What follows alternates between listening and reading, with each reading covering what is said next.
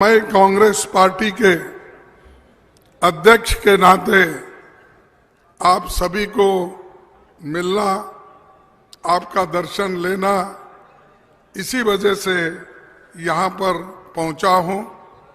और राहुल जी की भारत जोड़ो यात्रा ये 125 दिन अब पूरे हो गए हैं। कन्याकुमारी से लेकर कश्मीर तक ये जो यात्रा राहुल जी कर रहे हैं, ये पूरे देश के लोगों को जोड़ने के लिए और समाज में आज जो बीजेपी सरकार, आरएसएस के लोग और बीजेपी पार्टी के लोग ये समाज को तोड़ रहे हैं, समाज को डिवीजन कर रहे हैं। इसीलिए राहुल गांधी जी सोचे कि ये भारत जोड़ो यात्रा कन्याकुमारी से अगर कश्मीर तक ले गए, लोगों को बताए कि सरकार के क्या क्या कमियां हैं, खासकर इन्फ्लेशन का है, अनएम्प्लॉयमेंट का है और हमारी आर्थिक स्थिति रोज ब रोज खराब होते जा रही है। इसलिए राहुल गांधी जी ये कदम उठाए हैं और लाखों लोग इसमें जुड़ रहे हैं। युवा हैं, किसान हैं, मजदूर हैं, मीडिया के लोग हैं, प्रोफेसर्स हैं, इंजीनियर्स हैं, बच्चे हैं, बूढ़े हैं, हर उम्र के लोग और हर प्रोफेशन के लोग इस भारत जोड़ो यात्रा से जुड़े हुए हैं। इसीलिए ये सक्सेस बहुत बड़ा सक्सेस हुआ है। इसको देखकर बीजेपी घबराई है और वो हमेशा कुछ ना कुछ कांग्रेस के खिलाफ, हमारे खिलाफ बोलते ही रहते हैं और उनको कोई देश की भलाई के लिए काम करना नहीं है। सिर्फ चुनाव में चुनाव कैसे जीतना, इसके तरफ उनका ज्यादा ध्यान है। लोगों के समस्याओं को सुलझाना वो कभी काम नहीं करते और वो कभी भी लोगों के भलाई के लिए वो काम नहीं करना चाहते। कहीं भी जाओ चुनाव की बात करेंगे, कर्नाटक में जाते हैं तो चुनाव की बात करते हैं। अभी तो त्रिपुरा, मेघालय, नागालैंड वहां चुनाव है, वहां पर भी जाएंगे। तो उनकी एक देश को आगे बढ़ाने के बजाय, देश की प्रगति करने के बजाय वो सिर्फ चुनाव कैसे जीतना, इसी के ऊपर उनका ज्यादा ध्यान है। और जो कुछ सवाल जनता के सवाल होते हैं, उन सवालों को लेकर जब हम पार्लियामेंट में खड़े होते हैं तो चर्चा करने के लिए वो तैयार नहीं होते और कुछ ना कुछ बहाना बना के सदन को अडजर्न करने लगाते हैं और बाद में ये कहते हैं, देखिए हम तो तैयार थे, लेकिन ये कांग्रेस के लोग बार बार दिक्कतें पैदा करते हैं और इसीलिए सदन नहीं चल पाता। लेकिन हम जब सुनने के लिए तैयार हैं और जनता के समस्याओं को सदन के सामने रखना चाहते हैं, वो सुनने के लिए तैयार नहीं है। इसीलिए आपको इस विषय में मजबूती के साथ रहना होगा, लड़ना होगा। ये तो डराते हैं, डरा धमका के हमारे कई लोगों को वो लेके चले गए हैं। लोग जो हमको चुन के दिए, हमारे 6 सरकारें उन्होंने चोरी की। मध्य प्रदेश की चोरी की, कर्नाटक की चोरी की, महाराष्ट्र की चोरी की। तो मैं क्या कहूं, यह बहुत बड़े मशहूर, मैं क्या कहूं, चोर कहूं, डाकू कहूं, क्या कहूं, क्योंकि जनता चुन के दिए कांग्रेस पार्टी को कि भैया महाराष्ट्र में आपकी हुकूमत होना चाहिए, कर्नाटक में आपकी हुकूमत होना चाहिए, मध्य प्रदेश में आपकी हुकूमत होना चाहिए। और इसके पहले भी जितने भी मेघालय, गोवा, ये सभी हमने जीत के आए थे, लोगों के आशीर्वाद से आए थे, लेकिन उन्होंने तोड़ फोड़ कर लोगों को एक एक करके लेके गए।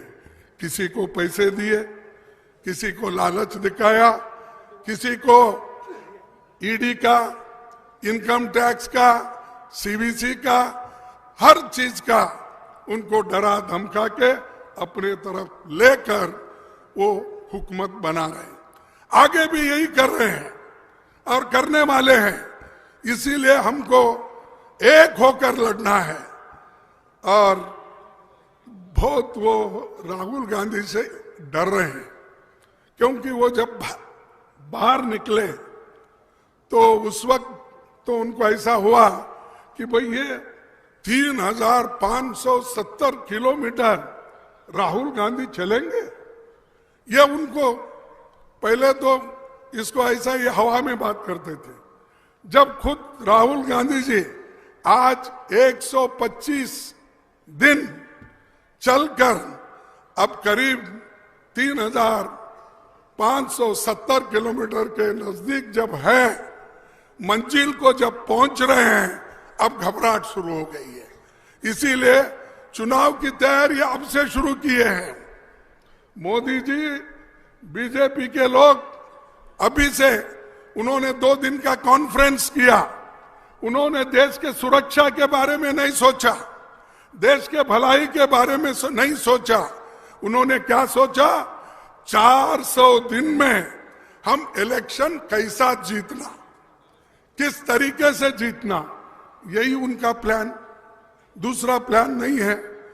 तो इसीलिए ये राहुल जी के तरफ से मैं कह रहा हूं, दुश्मन भी मेरे मुरीद है शायद, दुश्मन भी मेरे मुरीद है शायद, वक्त बेवक्त मेरा नाम लिया करते हैं, वक्त बेवक्त मेरा नाम लिया करते हैं, मेरे गली से गुजरते हैं छुपा के खंजर, मेरे गली से गुजरते हैं छुपा के खंजर, रूबारूब होने पर सलाम किया करते हैं। तो ये डरते हैं और आज पैसे के बल पे, वो ईडी के बल पे अपने कब्जे में पूरा देश रखना चाहते हैं। मैं एक कहानी मुझे याद आ रही है, लेकिन बोलूं या न बोलूं, इसीलिए मैं पहले ही सोचा था, लेकिन उससे कुछ और नई बात निकलना, क्योंकि मीडिया में कुछ छोटी सी बात भी हमारी चली गई तो उसको अलग थलग से बोलते हैं।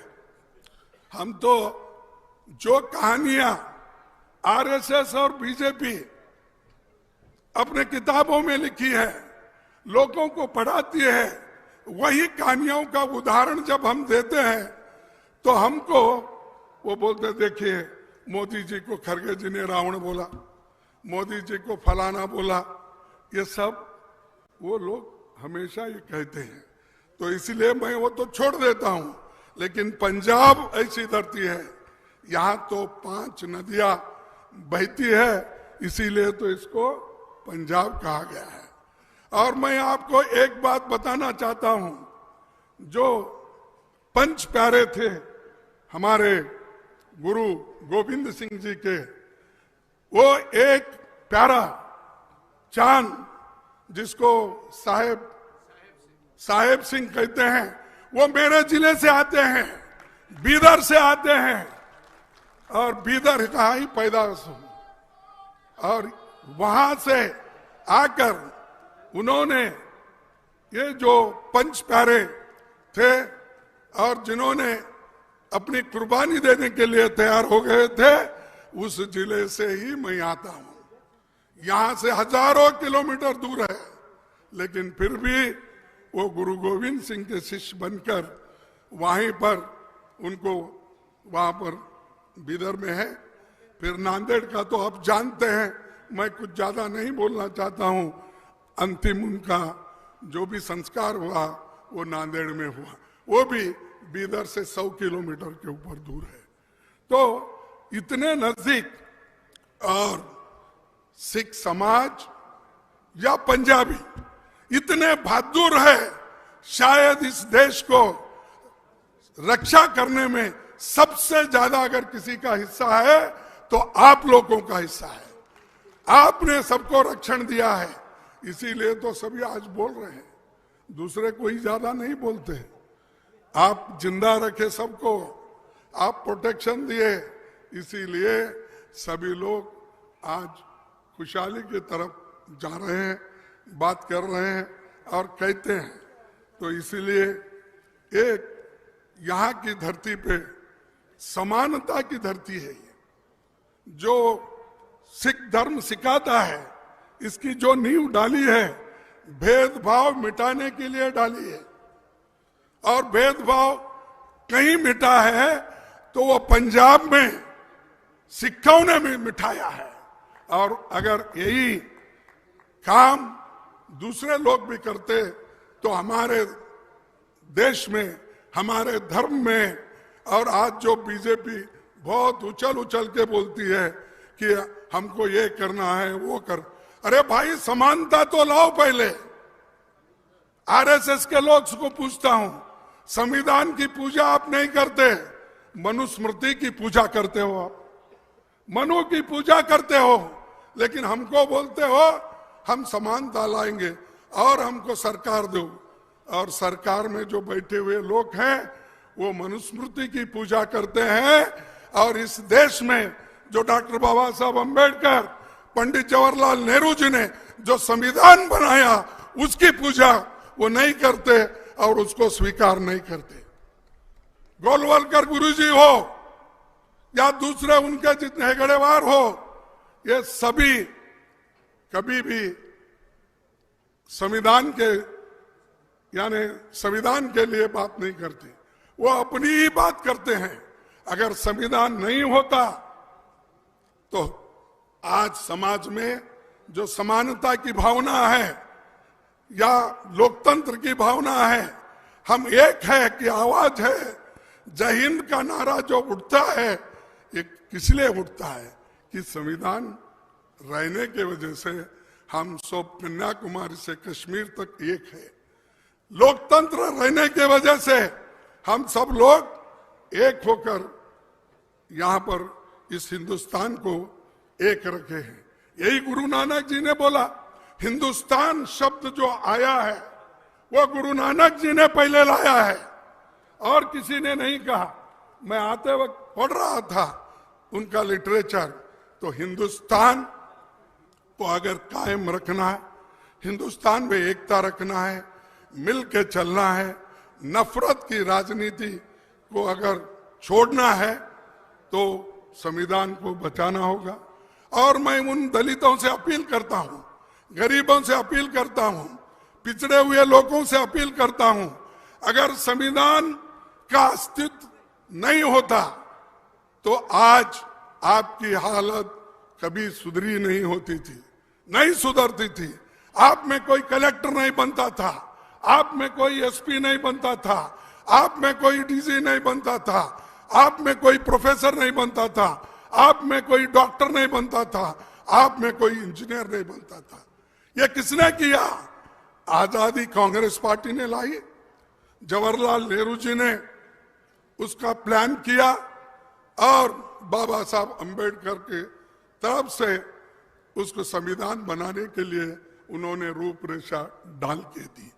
तो भाइयों, सबसे ज्यादा अगर किसी को मेहनत करना है तो दलितों को, पिछड़े हुए लोगों को, माइनॉरिटीज को और महिलाओं को, क्योंकि मनुस्मृति में हो या आरएसएस में महिलाओं को कोई जगह नहीं है। महिलाओं को नीचे देखा जाता है, वो पढ़ने के लिए उनमें इजाजत नहीं है।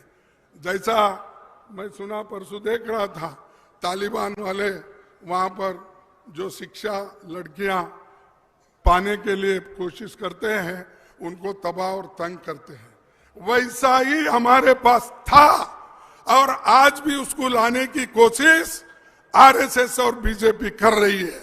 उसको रोकना तुम्हारा काम है।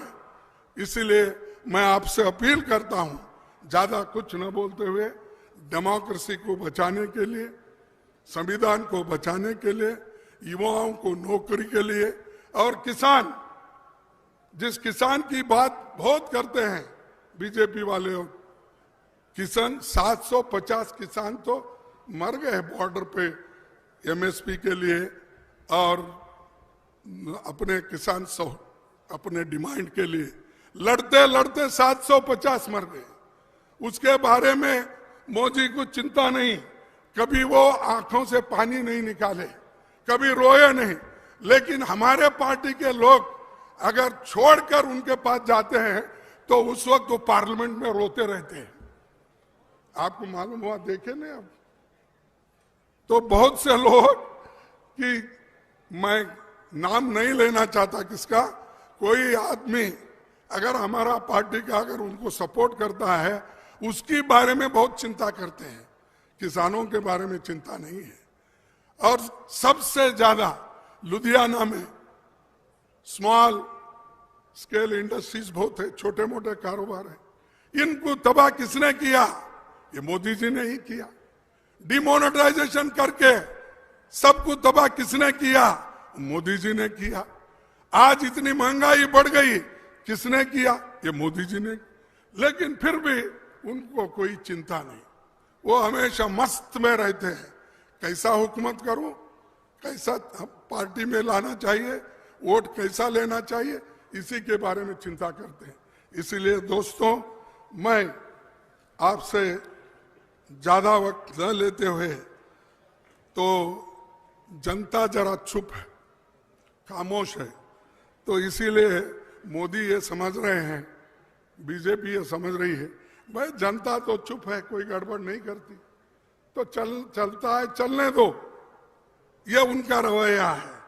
तो मेरा कहना है, मैं तो इस वास्ते चुप हूं, मैं तो इस वास्ते चुप हूं कि तमाशा न बने, और तू समझता है मुझे तुझसे गिला कुछ भी नहीं।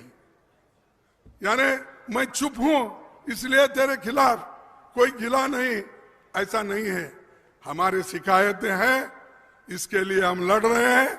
हमारे लीडर राहुल गांधी जी बाहर भी लड़े हैं, अंदर भी लड़े हैं, और अब सड़क पे आके भी वो लड़ रहे हैं। इसके लिए आप सबका साथ होना जरूरी है, और आप साथ दे रहे हैं, इसको यशस्वी बनाइए। इतना ही कहते हुए मैं आप तमाम लोगों को फिर एक बार धन्यवाद देता हूं कि इतने बड़ी संख्या में आके उनको जो पुरजोर तरीके से मदद कर रहे हो, उनके साथ हो।